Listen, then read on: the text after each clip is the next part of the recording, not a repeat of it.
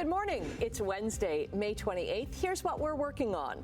A statue of Sir John A. MacDonald is about to be uncovered at Queen's Park after being vandalized 5 years ago. U.S. President Donald Trump has put a price tag on Canada joining his proposed Golden Dome missile defense system. And the only Canadian team left in the NHL playoffs, the Edmonton Oilers, are a win away from moving on to the Stanley Cup final.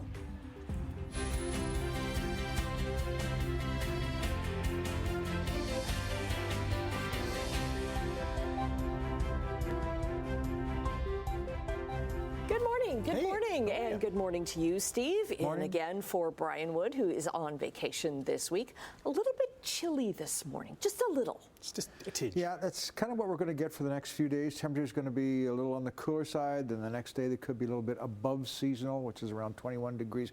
So a little unsettled temperature-wise. Weather-wise, we've got some rain coming. Nice start to the day, though. Well, happy Wednesday, everybody. Let's have a look and see what we've got on the road. So a quick look at our one camera here shows that there's partly clear skies out there, a little bit of fog lingering around, much be the same tonight and into tomorrow as well. But so far, traffic is pretty good. Let's go down towards the Niagara area, and we'll have a quick look there. Garden City Skyway eastbound.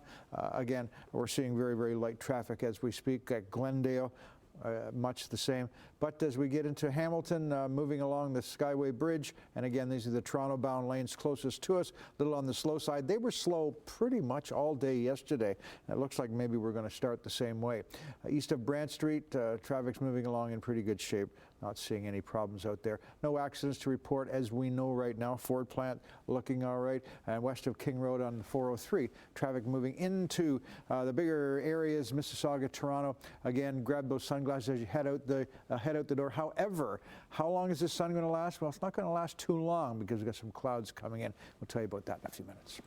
Okay, thank you, Steve. Well, a committee at the Ontario Legislature has decided to unbox a statue of Canada's first Prime Minister, Sir John A. MacDonald, after it was vandalized repeatedly 5 years ago during a wave of protests. Simone Gavros joins us now from the former site of the Sir John A. MacDonald statue in Hamilton with more. Well, Annette, the Speaker, Donna Skelly, said yesterday that they are going to start cleaning up and uncover the statue at Queen's Park this summer. But one of the main concerns was brought up from the only Indigenous MPP at Queen's Park, Sol Mamakwa. He says that he wasn't told about this decision before it happened and goes on to say that this is going to cause a lot of pain and hurt for the Indigenous communities. Now, the statue at Queen's Park was vandalized back in the summer of 2020 when demonstrators threw pink paint on it. Now it remains boxed up, but not for long. Many Indigenous groups say the statue brings back memories of the residential school system that Sir John A. MacDonald was instrumental in setting up. Skelly is chair of the Board of Internal Economy, which is responsible for administrative decisions affecting the legislature, including the grounds that the statue is on, and she has more to say on this. It's been covered for almost 5 years, and it's a different time from when that statue was erected in 1894. At that time, and I'm looking at some women around here, women weren't even considered persons. In fact, since Confederation, we haven't had a woman speaker. I'm the first female speaker. This is a very different time. We cannot run away from our history. I think it's important that we reach out to Indigenous communities and peoples and say, we want you. I want you to feel part of this parliament, of this legislature. Here in Hamilton, the Sir John A. MacDonald statue in Gore Park was toppled over back in August 2021 after an Indigenous rally was held in protest of the city's decision to keep the statue. The city tells CHCH News that the Indigenous Relations team will begin reviewing the monument sometime after June of this year during the second phase of a review of Indigenous landmarks and other monuments. The statue is currently being stored until a decision is made and repair work can be done. Meantime, a report on the review of other statues across the city are going to be reviewed and brought forward to council in June. For now, Rick, back over to you. Thanks, Simone. Canada now knows how much it would cost to join U.S. President Donald Trump's plan for a missile defense shield. Trump said in a social media post it would cost the Canadian government $61 billion, but would be free if Canada became the 51st state.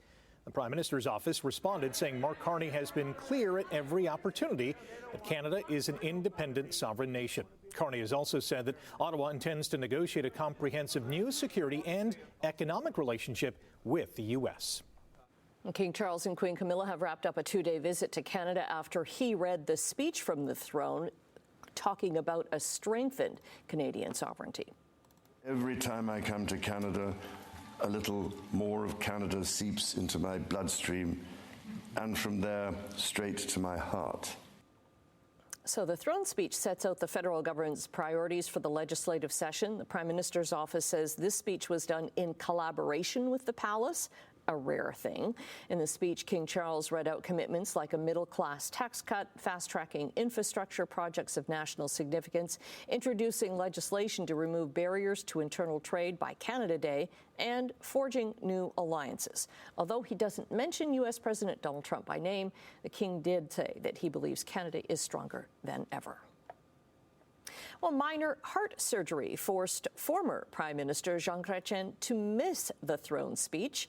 Chrétien's former senior political advisor, Eddie Goldenberg, says the Chrétien had some discomfort yesterday, and a doctor determined that he had a blocked artery. Goldenberg says a stent was inserted on Tuesday morning. Chrétien is 91, but has remained very active in politics, speaking at the Liberal Leadership Convention in March and at rallies for a number of candidates during the election campaign in April. The federal government has moved to purge consumer carbon pricing from law, effectively putting an end to what was once the keystone of the Liberals' climate policy. That was under Prime Minister Trudeau. Prime Minister Mark Carney ended the consumer carbon price as his first official act after he was sworn in, but the Conservatives claimed that he would bring it back after the election because the law itself hadn't been repealed. With Parliament now sitting, the government is moving to repeal the law. A Brantford woman's been missing since the middle of March. 42-year-old Erin is white with a thin build, blonde hair and blue eyes. In a missing persons report, Brantford police did not release her last name. They do say she's known to frequent the Brantford and Hamilton areas. And Hamilton police have released photos of a man wanted after a bank robbery in Waterdown. Last Thursday night around 6, he walked into the RBC at Main and Dundas in Waterdown with a gun. So he's white and his face was covered by sunglasses and a balaclava. The man was wearing all black clothing, including a distinctive Puma jacket. Police say the suspect was driving a gray, compact Mazda SUV. Sportsline, and the last Canadian team left vying for the Stanley Cup is now one win away from advancing to the final. Draisaitl holds on. Bouchard, no shot. Across to McDavid. Down to Nugent-Hopkins. Corey Perry scored a power play goal and added an assist as the Oilers beat the Stars 4-1 to grab a 3-1 lead in the NHL's Western Conference Final. But it wasn't all good news as forward Zach Hyman left the game in the first period with what appeared to be an injury to his right arm or shoulder. The Oilers can advance to the Cup final with a win in Game 5 tomorrow night in Dallas. Florida is also looking to do the same tonight when they carry a 3-1 series lead into Carolina. Medicine Hat Tigers will play in the Memorial Cup final for the first time since 2007. Matthew Ward broke a 1-1 tie early in the third period as the Tigers topped the London Knights 3-1 last night. The OHL champion Knights will play the winner of tonight's game between Moncton and host Rimouski in tomorrow's semifinal. Here we go. Goes on top. It's Toppin for three. That'll do it. What a game for Tyrese Halliburton. He scored 32 points, dished out 15 assists, hauled in 12 rebounds, and grabbed 4 steals to lead the Pacers past the Knicks 130-121, giving Indiana a 3-1 lead in the NBA's East Final. Former Raptor Pascal Siakam added 30 points for Indiana, who can move on to the finals with a win tomorrow night at Madison Square Garden. Oklahoma City can punch their ticket to the finals tonight with a home win over Minnesota in Game 5 of their series. The Blue Jays landed back in the loss column after falling 2-0 in Texas last night. The Rangers scored both runs in the bottom of the 8th inning, while Toronto mustered only 4 hits against 6 Texas pitchers. They're now 2 games below 500 at 26-28. The rubber match of this series goes tonight. The Welland Jackfish beat the London Majors 6-2 to improve to 3-0. Welland is now the last unbeaten team in the Intercounty Baseball League, while the Majors dropped to 5-1. Robert Mullen went 3 for 4 with 2 doubles, 2 RBI, 2 runs scored for Welland. Montreal's Felix Auger-Aliassime is out at the French Open. He gave up a 2-set lead to Italy's Matteo Arnaldi and lost their first-round match 5-7, 2-6, 6-3, 6-4, 6-2. Novak Djokovic cruised to a straight sets win in his return to Roland Garros after winning a gold medal there for Serbia at the 2024 Paris Olympics. Burlington's Victoria Mboko leads Germany's Eva Lees 6-4, 2-1 in their second-round match. The WNBA says it cannot substantiate claims that racist fan behavior took place during a game in Indianapolis between the Chicago Sky and Indiana Fever earlier this month. The WNBA looked into claims that racist comments were directed toward Chicago's Angel Reese by fans during a loss to Caitlin Clark and the Fever. Obviously, there's no place for this, and they preach. I think 2 days before they put out no hate, no speech. And obviously, the women in this league, they know that, and know there's no space for that. And I believe that every player in this league deserves to be treated with respect and want to come to work and just have fun and have a great environment to work at. Reese has not revealed what type of comments were made. The CBL says last Sunday's outdoor game between Montreal and Ottawa has been declared a no contest, meaning neither team will be credited with a win or a loss. The Alliance led 52-29 when the game was paused at halftime due to unsafe floor conditions. If playoff positioning is impacted, the league says it will consider a fair and appropriate solution. Okay, let's have a look and see what we've got traffic-wise and also our weather. 6:11 on your Wednesday. Thanks for spending part of your day with us. And just checking the roads right now, things are starting to build up just a little bit. Let's go to one of our usual hot spots, which is the Burlington Skyway Bridge. And yes, here we go, Toronto-bound lanes. A little on the slow side now. They were fine a couple of minutes ago, but then suddenly just jammed up in there. So again, just watch that area. Coming out of Niagara, things are looking in pretty good shape as we make the turn. QEW Appleby line. Again, the sun will be a factor in the next little while if it isn't already. Up by the Ford plant, traffic's moving along in good shape. As we get to the 403 west of King Road, it's a little on the slow side. Moving east by Pearson Airport, and the 401 there, traffic's moving along in good shape. And as we get into the Hogs Hollow area, top end of Toronto, we're looking at a little slower traffic right now, but not too bad. I'll just take one more look down there at Glendale. So again, coming out of Niagara, it's fairly nice out there right now. So seeing no major problems, and the sun is a factor at this point, but it's not going to be too much longer because we do have a system coming up from the south which is going to be bringing some cloud into our area and some rain this morning, probably after 10, because right now the rain is just to the south of Lake Erie, but it will be coming our way here, and we'll see that between 10, say, and 11 o'clock in the morning. And the showers will linger tonight, or today, tonight, and also into tomorrow as well before things clear up just a little bit. So here's that system again coming our way. And also the temperatures, they're going to bounce around. We'll be down 4 or 5 degrees below seasonal and maybe 2 or 3 degrees above it. That's kind of what our story is when we look at the extended forecast coming up in about 10 or 15 minutes from now. Temperatures outside as we speak, Hamilton 9 degrees, Grimsby and Mississauga 11 degrees, Toronto looking at 12 degrees. So not a bad temperature to start the day. And your sun times today, sun was up at 5:45 a.m. down at 8:49 p.m. tonight. Normal highs now 22 degrees for this time of year. Today we're looking for just 15 degrees with some morning rain coming again a little bit later this morning and some light winds and UV index 4, which is only moderate. Tonight's temperatures look like this: 11 degrees. Seasonal, much like last night, light winds and some rain will be ending around midnight before it comes back again tomorrow, and we're still a little bit below seasonal with temperatures around 17 degrees with some showers off and on throughout the day. After that, though, it clears up and it looks like we've got a pretty good weekend coming. We'll tell you about that in a few minutes. Okay, thanks very much. Well, after the break, we're going to say good morning to Emily Vukovic with a preview of what's to come on Chit Chat. And in business news, talks set to resume today in Ottawa between negotiators for Canada Post and the Postal Workers Union. We've got our first chat with Emily Vukovic this morning. What's coming up? Hi, good morning. Well, HBO's Harry Potter series has cast their 3 leads. Ooh. And I don't know if it's because I'm older or because I'm a mom, but they're so cute. Yes, they're so cute. Well, if you go back and you look at the original Harry Potter cast, it was like, whoa, they were really, really young then. Yeah, they were wee. So I'm excited to talk about them. And J-Lo is heading back to Las Vegas after canceling her 2024 tour. And later on, more than 50 years after Leonard Skinner launched Freebird, there's finally a music video for it. Okay. But it's 9 minutes, so we'll have to cut it down a little. Oh my. That's a long flight for the Freebird. Okay, thanks very much, Emily. Fly off now. Yes. Well, the Canadian dollar at overseas trading is down more than 1/4 cent to 72.34 cents U.S. This is because the U.S. dollar has strengthened, and importers are taking advantage of recent market moves to lock in prices at better levels. Gold is up $16.20 an ounce. That, of course, always seen as a safe haven currency.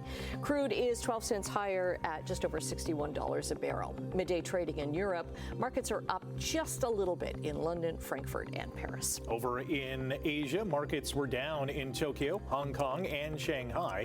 And in North American markets, strength in the utility, financial, and tech sectors helped Bay Street gain another 195 points yesterday. The Dow surged 740, and the Nasdaq added 461 points. Canada Post and the union representing 55,000 of its workers are resuming talks today as an overtime ban remains in effect. The Canadian Union of Postal Workers says the Crown Corporation proposed returning to talks today. It plans to respond to proposals that the union presented it on Sunday. Wages and the potential of more part-time staff and weekend delivery for parcels are the key sticking points. Today will mark 1 week of a strike by union workers with the Workplace Safety and Insurance Board of Ontario. One of the biggest concerns we have is that the workload is very excessive for all our workers. We want it to be more manageable so we can put our best foot forward for the injured workers. There is a proposal on the table, an initial offer that does include above inflation increases. And if the union executive has another proposal, then we invite them to bring that forward. Workers have been locked out of their jobs since Thursday. WSIB says non-union management and union workers choosing not to strike are currently providing services. Both sides say they are willing to return to negotiations, but no date has been set for further discussions. This is the final week for Hudson's Bay. The company is set to close all of its stores permanently on Sunday, leaving thousands of workers without a job. While these hard-working people are losing their jobs and being denied severance, HBC executives walked away with $3 million in bonuses. The union for 9,000 Bay employees is vowing to fight for severance, accusing the historic company of leaving behind a record of corporate greed. Now, Canadian Tire is going to take over the Bay's intellectual property, things like its striped blankets, and a Vancouver businesswoman is taking over the leases for some of the stores. We're starting to learn how much of the country's major banks earned in the last few months. Scotiabank has reported a second quarter net income of $2.03 billion, down from $2.09 billion a year earlier, as it put aside more money for bad loans. Revenue totaled $9.08 billion, up from $8.35 billion. Scotiabank says deposits are rising and mortgage growth is slowing as consumers become more cautious, while capital markets activity slowed in April as tariff uncertainty escalated. BMO Financial Group and National Bank of Canada are set to report their numbers today, followed by RBC and CIBC tomorrow. Okay, taking a quick break right now. Steve is back. Steve is just leaving the studio right now. Do come back. He'll have our traffic and the 7-day forecast. He promises he'll be back. Yeah. And welcome back to Morning Live, 6:23 on your Wednesday. And this is not something you want to see if you're heading out Toronto-bound lanes of the Burlington Skyway Bridge. It's jammed up as we speak right now. It was all day yesterday, too, for some reason. Doesn't always go that way, and we're starting the same today. Seeing some sun in the background. That's not going to last too long. However, it looks like we'll get through the rush hour without any rain, so that's some good news. Looking at the Garden City Skyway down in St. Catharines, again, the sun peeking up over the horizon right now. Traffic down there is fairly light. As we get up to QEW and Walker's line starting to build, so again, coming off the Burlington Skyway Bridge, this is what's on the go as we speak right now. Up by the Ford plant, starting to build up by Pearson Airport now. Still looking in pretty good shape there, but again, we'll see some changes next while with more volume coming in.